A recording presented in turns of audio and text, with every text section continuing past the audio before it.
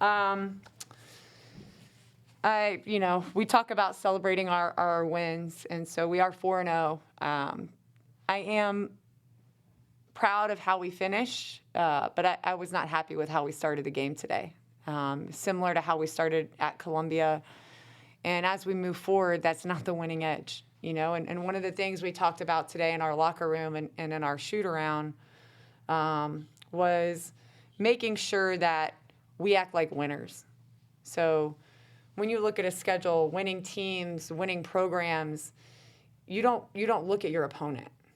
You don't go down a schedule like, well, that's a team I think we can beat. That's a team I think we can beat. When you're a winning program and when you're a winner and you think like a winner, you know you can compete to win any game you play, and it never matters who the opponent is. It never matters. And so we are working on changing that mentality as it relates to our program. I think we're getting there, but we have to start better to know that we play basketball to a certain standard here at Vanderbilt. And when we play Vanderbilt basketball, I believe we can compete with anyone. We play in the best league in the country. If you're paying attention, the team that came in last in our league last year, they beat 2 Sweet 16 teams. So it's no joke. So there's no gimmies, not in basketball, and you can never look at it that way. Credit to Tarleton State. They came out here and they played hard. They competed to the very end, and that's exactly what our team needed. We have to show up better. But I do think today we took a step forward in terms of the way that we were able to get contributions from everyone, the way our freshmen played. I was proud of that. But another opportunity on Thursday to get better. We have practice tomorrow, and I'm expecting a better start from our team in the 2 games we have remaining this week. Yeah, so third game in 5 days on Thursday. Yeah. How do you get off to a little better start? Good question. You have any suggestions?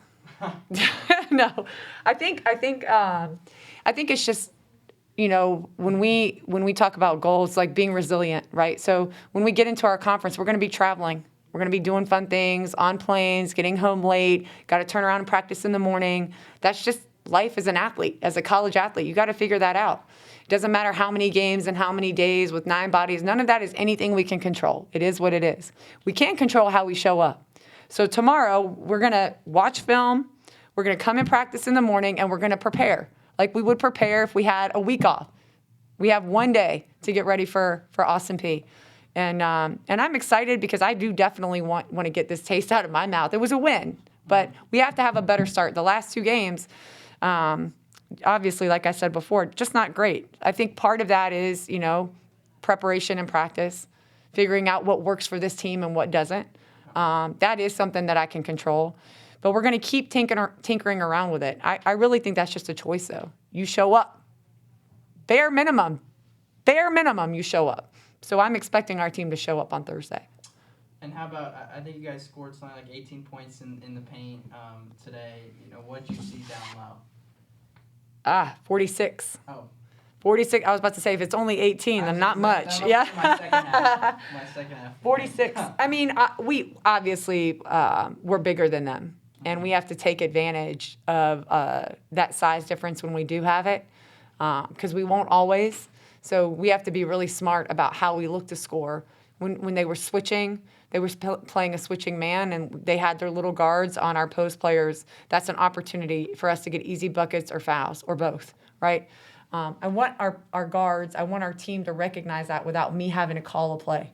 So part of their development as basketball players is constantly recognizing that on the court, making that decision themselves and going inside so they're not having to look over to me on the sideline. Because when you're playing in front of 20, 25,000 people, when you're at South Carolina, or hopefully one day when we're in the Final Four, you can't constantly call offense for your team. They can't hear you. So your team has to be able to recognize all those things and take advantage of them. So I was proud of them for doing that today. Yeah, you mentioned the freshmen a little bit, but what have you seen from some of your veterans in this 4-0 start?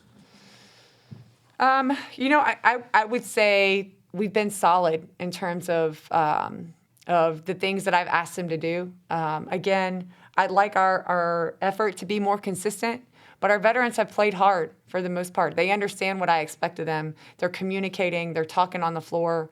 Those little things that I know I can't coach is what I know that we have to do. And our veterans are able to show our younger guys how to do that.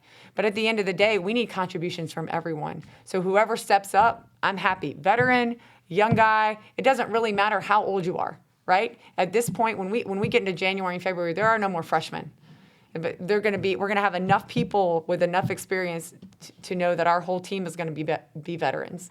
But right now, the guys that have been here for the last year and a half, they understand my expectations, and so they're able to communicate that clearly. I think they've done a pretty good job of that. Great. Okay. That's all I got. Thank you. Yeah. When did the men play today?